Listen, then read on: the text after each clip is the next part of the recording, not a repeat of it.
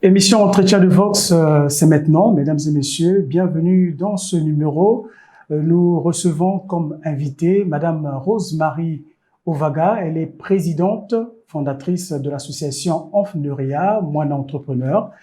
Avec elle, nous allons aborder comme sujet principal l'éveil de la culture entrepreneuriale chez les élèves. Alors, Madame Ovaga, Rose-Marie, bienvenue dans cette émission. Merci beaucoup, c'est toujours un plaisir de me retrouver sur le plateau de Vox TV. D'entrée de jeu, nous voudrions savoir un peu plus sur votre personnalité, votre profil professionnel. Alors, qui est Rose-Marie Ovaga? Alors, Rose-Marie est avant tout une titulaire d'un Master 2 en management des PME prospective stratégique. Je suis en même temps une actrice de développement, comme j'aime bien le dire. Actrice de développement, pourquoi? Parce que je considère que si réellement nous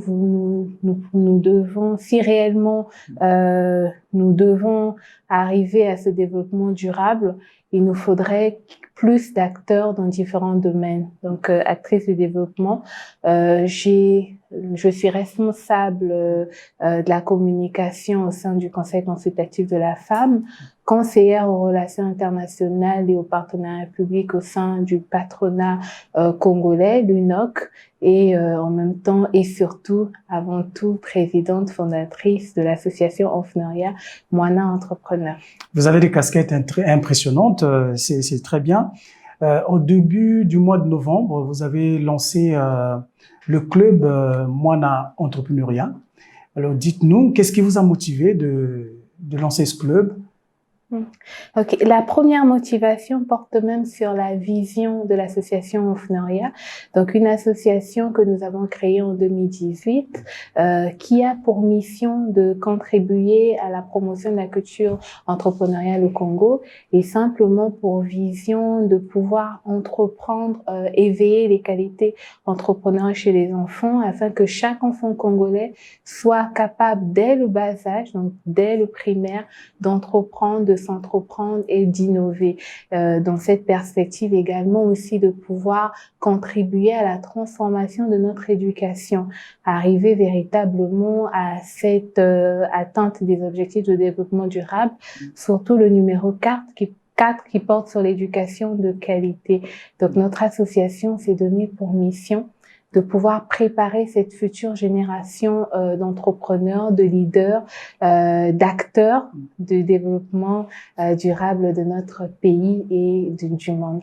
Vous l'avez dit que votre association vit depuis 2018 et pourquoi avoir attendu 2024 pour prendre ces initiatives de créer un club ou de lancer un club Moine Entrepreneur? Est-ce que c'est lié à l'année de la jeunesse? En quelque sorte, on peut relier ça à l'année de la jeunesse, mais je tiens à rappeler que nous n'avons pas, pendant ces 7 années, croisé nos doigts, comme on dirait nos mains. Ce n'était que le club Moine Entrepreneur n'est que la résultante de toutes les actions et les activités que nous avons menées depuis 2018. Et nous avons mené plusieurs activités de sensibilisation au sein de plusieurs établissements publics et privés au Congo. Nous avons développé et travaillé avec les enfants sur plusieurs projets entrepreneuriaux au sein des établissements. À ce jour, nous avons plus de 13 projets entrepreneuriaux qui sont dans plusieurs domaines, l'agriculture, la santé, l'environnement, le numérique et plein d'autres. Nous avons à notre actif plus de 500 moines entrepreneurs. Nous avons collaboré avec plusieurs établissements publics et au Congo. Je citerai le CG de l'Amitié, le groupe scolaire Les Canaries, l'école Javoué, l'école primaire Pierre Tchété et bien d'autres. Donc, le club Moine Entrepreneur est simplement cette résultante-là de toutes les actions et aussi dans le souci de réellement contribuer à la transformation de notre éducation. Nous avons parmi nos missions, c'est de pouvoir contribuer à la réforme je dirais, de notre système éducatif, en intégrant cet éveil de la qualité entrepreneuriale dans les programmes d'enseignement primaire. Déjà, nous nous réjouissons des initiatives que le gouvernement a prises. Nous encourageons, déjà, je parlerai des résolutions tant au niveau des assises, tant au niveau du travail qui est en train de se faire au niveau de l'INRAP et même au niveau du ministère des PME, cette volonté de pouvoir en synergie avec le ministère de l'enseignement primaire, d'éveiller, de développer cette culture entrepreneuriale. Justement, vous avez parlé de l'INRAP, vous avez élaboré un manuel pédagogique avec l'appui de l'INRAP. Alors, à quel moment l'élève intervient dans ce programme? Alors, l'élève intervient dans ce programme, il est même au fait, on dirait même qu'il n'y a pas de moment, l'élève, il est au cœur de ce programme. Contrairement à cette approche qui a toujours été mise en exergue dans notre pays, de mettre l'enseignant comme le maître suprême, le détenteur du savoir et l'élève comme un acteur en second, nous mettons l'élève au cœur, c'est-à-dire qu'il est au cœur de son apprentissage, au cœur des initiatives qu'il devrait mener et au cœur des différents projets entrepreneuriaux. Justement. Et quelle est la place de l'enseignant dans tout ça? Et comment il arrive à associer des programmes déjà établis et celui que vous proposez? Alors, la place de l'enseignant est tout aussi importante parce que l'enseignant, en ce moment-là, est comme un guide. L'enseignant accompagne l'élève dans ce processus assez nouveau de découverte de soi, d'observation de son environnement, de développement des capacités, des qualités entrepreneuriales, comme l'esprit d'équipe, le sens des initiatives, le leadership, le sens des responsabilités. L'enseignant est un acteur majeur parce qu'il accompagne l'élève. Mais l'élève, on dirait le moine entrepreneur, continue à être au centre parce que c'est lui en quelque sorte qui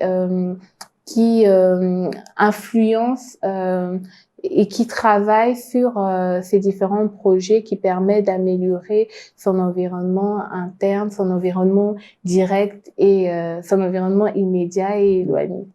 Alors, en termes de méthode pédagogique, pour réveiller l'esprit entrepreneurial chez les élèves, comment ça se passe? On veut comprendre un peu, oui, l'élève, par exemple, il suit son cours de français ou d'histoire géo. Après un moment, quelle est la méthode pour lui faire l'éveiller en fait cette culture entrepreneuriale? Alors, la méthode est très simple. Déjà, ce programme donne la possibilité à l'enfant dès le bas âge d'innover et d'entreprendre, donc d'avoir une certaine influence, d'agir pour son environnement.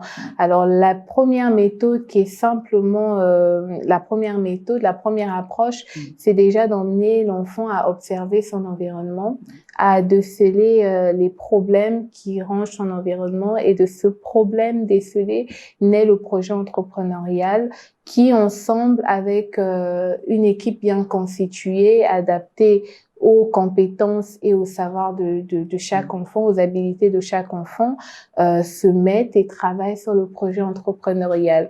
Alors, le projet aussi donne l'opportunité à l'enfant, en plus des mathématiques, du français, des sciences physiques, de pouvoir travailler sur ses talents, sur ses habilités et de Est-ce qu'il y a des exercices qui se font, des exercices, par exemple des simulations? Alors, c'est beaucoup plus des ateliers. Des Donc, ateliers, oui. dans le programme des clubs Moana Entrepreneurs, ce sont des ateliers. Donc, des ateliers en plusieurs étapes. Donc, le premier atelier porte beaucoup plus sur la découverte de soi, parce que on sait que quand on parle d'entrepreneuriat, on a souvent deux notions, deux aspects qui portent sur l'esprit d'entreprise et l'esprit d'entreprendre, donc l'esprit entrepreneurial qui est beaucoup plus axé sur l'entrepreneur. Donc l'entrepreneur, c'est qui? C'est cette personne qui prend des risques, qui prend des initiatives et c'est lui, en quelque sorte, qui développe cette culture entrepreneuriale. comment être un entrepreneur si on ne se connaît pas soi-même. D'où le premier atelier porte d'abord sur la découverte de soi. Donc, j'ai une idée, on se connaît soi-même, on essaie de voir dans la salle de classe nos intérêts communs et à travers nos intérêts communs, de déceler ensemble un projet entrepreneurial que nous allons mener ensemble et qui va nous permettre, nous, de développer les qualités entrepreneuriales. Une fois qu'on dépasse ce premier atelier, la découverte de soi, après. La découverte de soi, nous passons de l'idée à l'action, parce que on ne peut pas être un entrepreneur, s'arrêter sur la découverte de soi, sur une idée de projet. Il faudrait travailler sur ce projet pour réellement être en mesure de pouvoir déjà apporter un impact positif dans notre environnement et développer, parce que l'objectif d'Enfnoria ne change pas, c'est développer les qualités entrepreneuriales chez les enfants. Donc après avoir travaillé sur le projet entrepreneurial, passer de l'idée à l'action, encadré par des coachs dont l'enseignant, les experts dans le domaine sont comme jouent un rôle majeur, donc accompagnent les enfants. Et il intervient ensuite cette évaluation pour voir au niveau des enfants est-ce que la notion entrepreneuriale a bien été comprise? Est-ce que quelles ont été les difficultés rencontrées, les avantages? Ça permet vraiment à l'enfant de pouvoir un peu avoir une appréciation globale du projet entrepreneurial et de ce parcours entrepreneurial. Est-ce qu'il y a des thématiques bien précises, comme quoi, par exemple, création d'entreprise, élaboration du business plan? C'est vrai qu'on est chez les enfants, mais ce sont des termes que les enfants doivent déjà intérioriser. Est-ce que vous choisissez des thématiques bien précises, par exemple le marketing, comment Alors, le faire? ce qui est très intéressant, parce que c'est vrai que la question nous revient toujours, d'où quand je parlais de l'entrepreneuriat, j'ai bien signifié qu'il y avait deux notions. On a l'esprit d'entreprise qui est beaucoup plus lié à tout ce qui est création d'entreprise, tout ce qui est lié au financement, tout ce qui est lié au business plan et autres. Mais quand on parle de l'esprit d'entreprendre, ça nous ramène beaucoup plus à l'action, donc aux différentes initiatives.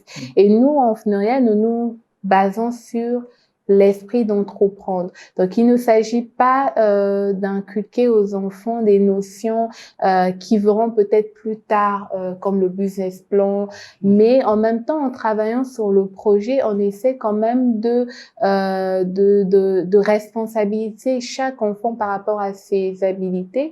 Nous avons des comités, donc des comités communication, parce que quand les enfants ont l'idée du projet, ils ont défini, ils ont structuré leur projet, il faudrait maintenant passer à l'action. Qui fait quoi par rapport aux habilités? Nous avons des enfants qui sont qui ont cette facilité d'expression, qui sont très ouverts, et c'est eux généralement qui vont travailler sur la communication de leur projet. Donc à ce moment-là, on a ces enfants-là qui seront dans la commission communication. On a avec l'INRAP essayé d'adapter, donc on les appelle les atalakou. Est-ce qu'ils travaillent individuellement, par groupe? Oui, c'est effectivement par groupe. Donc, comme je le disais, on a des comités où chaque enfant est emmené à jouer un rôle. Donc, on a le avec comité un coach. Avec un coach. Il y a déjà le responsable du projet qui est voté, adopté ensemble. Et après, chaque enfant a une responsabilité. La communication, trouver le nom du projet, le logo de leur projet.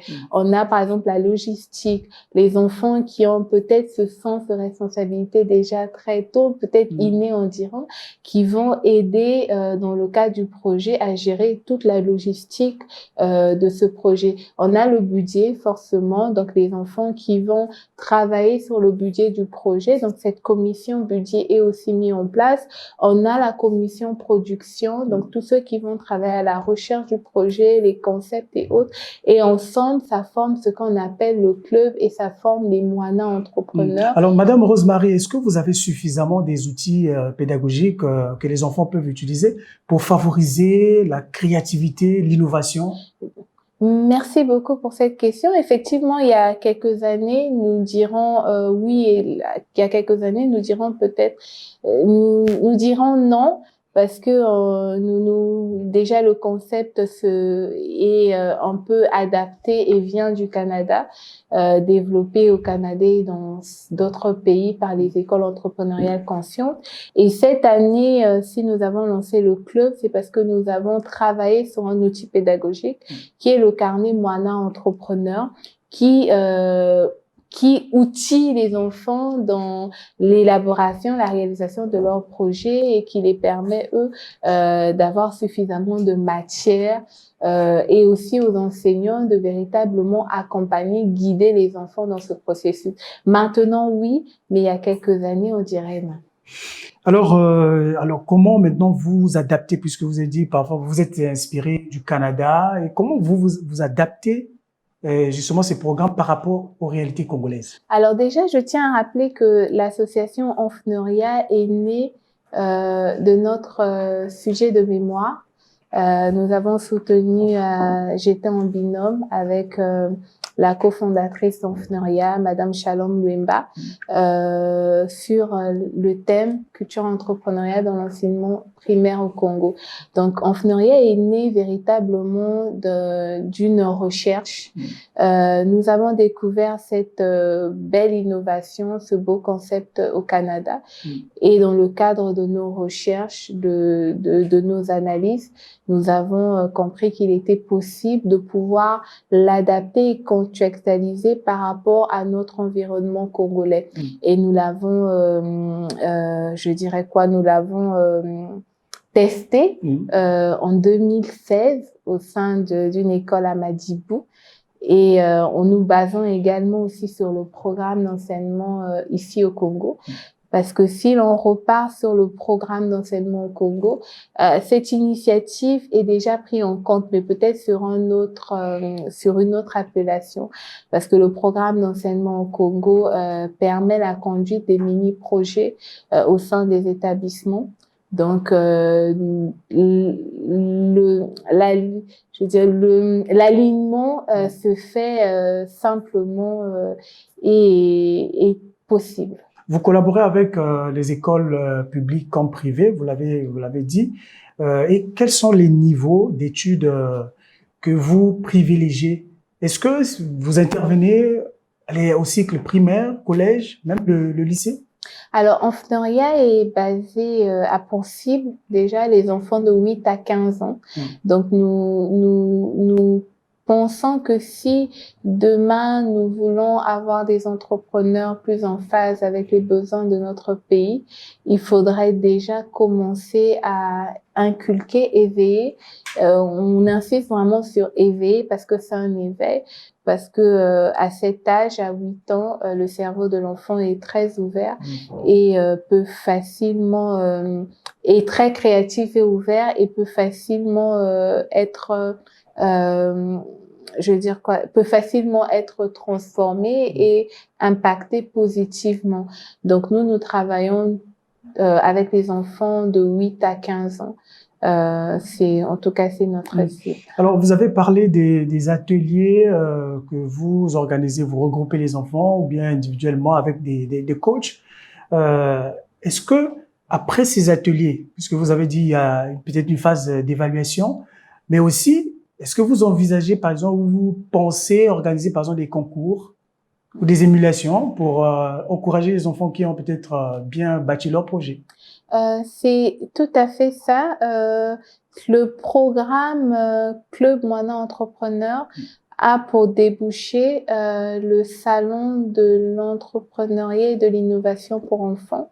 Je tiens juste à rappeler que quand nous avons créé l'association Enfneuria en 2018 pour pouvoir faire la promotion de ce concept et pour pouvoir mettre en lumière les différentes initiatives des enfants, nous avons mis en place ce cadre-là, donc ce salon qui permet de faire la promotion de la culture, de contribuer à la promotion de la culture entrepreneuriale au Congo. Donc à la fin de ces ateliers, parce que déjà je tiens à rappeler que le programme s'étend sur 8 mois. Donc, pendant 8 mois, nous serons dans les établissements privés au Congo. Donc, presque complètement la période oui, presque scolaire. pas complètement la période scolaire. Nous passerons 1 mois dans chaque école pour pouvoir arriver à la réalisation des projets et pour pouvoir, à la fin de l'année, tenir ce salon, donc cette deuxième édition du Salon de l'entrepreneuriat et de l'innovation pour enfants, où d'une part, les enfants vont présenter leur initiative, concourir pour le prix du projet innovant au milieu scolaire, mais en même temps aussi parler de la problématique de l'entrepreneuriat scolaire au Congo. Donc, nous aurons d'un autre côté le concours et d'un autre côté des panels de discussion sur les enjeux de l'entrepreneuriat scolaire, enfants entrepreneuriaux au Congo, enjeux et perspectives. En faisant tout cela, qu'est-ce que l'association cherche à développer chez l'enfant en termes de compétences spécifiques? Alors, l'association Enfnoria cherche à développer les qualités entrepreneuriales comme la confiance en soi, l'esprit d'équipe, la créativité, ces valeurs qui sont tant utiles dans un parcours professionnel ou dans un parcours personnel, en étant tant aux commandes d'une entreprise ou en exerçant un sport, une action bénévole ou dans tout autre domaine, que l'enfant soit entrepreneur en créant sa propre entreprise plus tard, ou bien qu'il soit entrepreneur au sein de l'entreprise qu'il emploie. Donc, ce sont des qualités qui sont recherchées et je tiens surtout à rappeler que l'esprit entrepreneurial, l'esprit d'entreprendre est parmi les 8 compétences clés reconnues et recherchées par l'Union européenne. Donc, en même temps, ce sont vraiment ces valeurs que l'on veut développer et veiller dès le bas âge. Et en ce moment, vous travaillez déjà avec combien d'écoles partenaires? En ce moment, nous venons de lancer le club au sein d'une école partenaire, donc l'école privée Les Canaries, qui déjà qui a accepté de nous ouvrir les portes une fois de plus, parce que c'est pas la première fois que nous travaillons avec cette école. Quand nous avons lancé l'association en 2018, Les Canaries faisait partie de la première école à nous accompagner. Les moineaux entrepreneurs de cette école étaient les premiers à comprendre le concept, c'était comme nos ambassadeurs, qui, avec eux, ensemble, nous sommes allés sensibiliser les autres écoles. Déjà, nous nous réjouissons. Je tiens surtout à remercier cette école, l'école primaire, l'école privée Les Canaries, de nous réouvrir ses portes. Nous avons eu un mois dans cette école. Nous avons déjà réalisé 2 ateliers. Le premier atelier qui portait sur J'ai une idée, donc la découverte de soi, l'intérêt commun. Le deuxième atelier qui passait de l'idée à l'action, où les enfants ont, sur les 10 projets identifiés, ils ont retenu un projet qui porte sur la sécurité alimentaire, où nous avons constitué ensemble avec les enfants, adopté un responsable, constitué les comités communication, budget, logistique et production, donc ils vont travailler sur le projet. Nous sommes à une étape où nous sommes en train de rechercher un coach dans le domaine qui va pouvoir accompagner les enfants dans la réalisation de ce projet. Alors, nous savons très bien que pour réussir de telles initiatives, il faut bien conclure des partenariats, mais vraiment des partenariats sérieux et surtout durables aussi. Alors, quel type d'accord que l'association signe? Avec quelle structure? Est-ce que ce sont des entreprises? Est-ce que ce sont des administrations publiques, sinon des institutions de la République, ou bien toute autre association, nationale ou internationale? Notre slogan de l'association Enfnoria a toujours été que nous existons parce que vous êtes. Déjà là, je tenais déjà à vous remercier, Vox TV. Vous faites déjà partie de nos partenaires, je tenais à le souligner. Merci. Et nous nous réjouissons aussi de tous ces acteurs, parce que pour réellement parvenir à cette promotion de l'entrepreneuriat au Congo, il faudrait que toutes les sphères de notre environnement interne travaillent ensemble, que ce soit l'éducation, la politique, les médias travaillent ensemble. Et jusqu'à présent, déjà, je tenais ensemble, au nom de l'association Ofnoria et de toute l'équipe, remercier et saluer tous les acteurs privés et publics qui accompagnent et qui soutiennent l'initiative. Je commencerai peut-être par la tête, le ministère des PME, à travers la direction générale des petites et moyennes entreprises, l'INRAP qui a contribué à l'élaboration de ce carnet, le FIGA qui, par son service d'accompagnement et d'impulsion, nous soutient l'initiative. Nous avons la banque chinoise, la banque sino-congolaise, la BESCA, oui, qui également contribue à toutes les initiatives éducatives et qui nous accompagne depuis la création. Nous avons NCA, une entreprise d'assurance qui nous accompagne. Nous avons également les médias, comme je le disais, Vox TV, les entreprises qui sont dans la production, dans l'impression, comme Sorum et Color. Nous avons pas mal d'acteurs, des pharmacies et même tous ceux qui sont dans la santé, comme la clinique médicale Sécurex, qui nous a toujours accompagnés, qui a été aussi parmi l'un des acteurs majeurs, qui a sensibilisé l'une de nos écoles, je dirais même que c'était l'école gagnante, CG de l'Amitié, qui avait un projet dans la santé qu'ils appelaient Source Amicale de la Fontaine, qui a été coaché, encadré par les acteurs de la clinique médicale Sécurex. Nous avons plein d'autres, mais comme nous disons au sein de l'association Ofnoria, Ofnoria existe parce que vous êtes là, parce que vous êtes. Ofnoria n'est pas qu'une question de ses membres ou de ses formateurs, mais Ofnoria est véritablement une question de l'éducation. Donc, alors, est-ce que vous nous, aussi, oui, justement, est-ce que vous pouvez nous dire sincèrement comment vous financez toutes vos activités?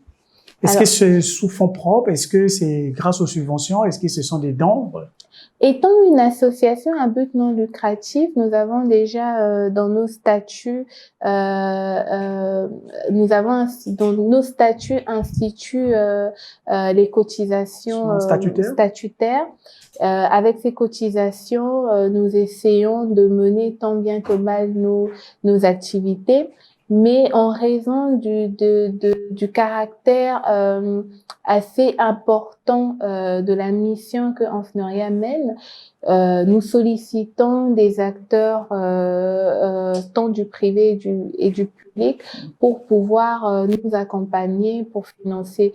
Mais le financement des activités reste toujours le nerf de la guerre. Oui, c'est un secret.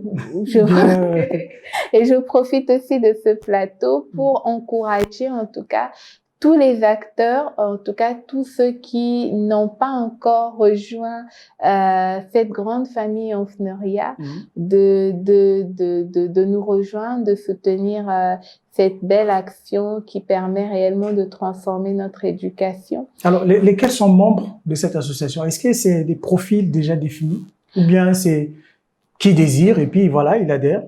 Alors, au niveau de l'association, nous avons une structuration. Nous avons un bureau exécutif qui a pour mandat et l'Assemblée générale déjà qui a un mandat de 3 ans renouvelable. Après, l'association, elle est ouverte à toute personne. Déjà, il faudrait être majeur. C'est vrai que nous faisons le moyen entrepreneuriat, mais le moyen entrepreneuriat, c'est le programme et les activités. Mais pour le fonctionnement, nous avons besoin des différentes compétences techniques, des ressources humaines, financières et techniques. Donc, l'association est ouverte à tout acteur de plus de 18 ans. Toute personne motivée et qui veut réellement apporter sa pierre à l'édifice éducatif et entrepreneurial dans notre pays. Et tout donateur, toute subvention reste ouverte au sein de l'association. Alors, quelles sont les perspectives de développement de l'association Ofnoria, Moine Entrepreneur? Alors, notre association, premièrement,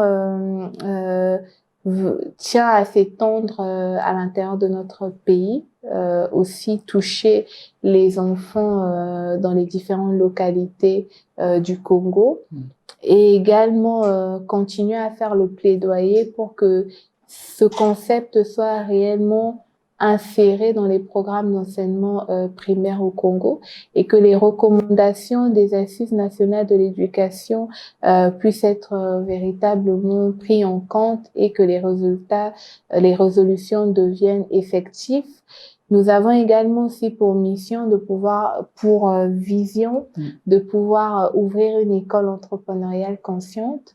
Nous travaillons vraiment à la mobilisation des ressources et même à cette recherche de partenariat pour que notre vision, nos rêves deviennent véritablement des réalités, et que ensemble nous puissions contribuer à la promotion de la culture entrepreneuriale au Congo. Merci, Madame Rose-Marie Ovaga, de votre disponibilité, surtout de votre sens d'entrepreneur, bien, sens de l'entrepreneuriat. J'espère que vous avez beaucoup appris par rapport aux éléments de réponse que Madame Rose-Marie Ovaga nous a apportés. Je rappelle qu'elle est présidente fondatrice de l'association Enfneuria, Moana Entrepreneur. Et vous avez compris que nous sommes arrivés au terme de cette émission où nous avons parlé de l'éveil de l'esprit entrepreneurial chez les élèves. Donc, portez-vous bien et surtout restez scotchés au programme de Vox TV.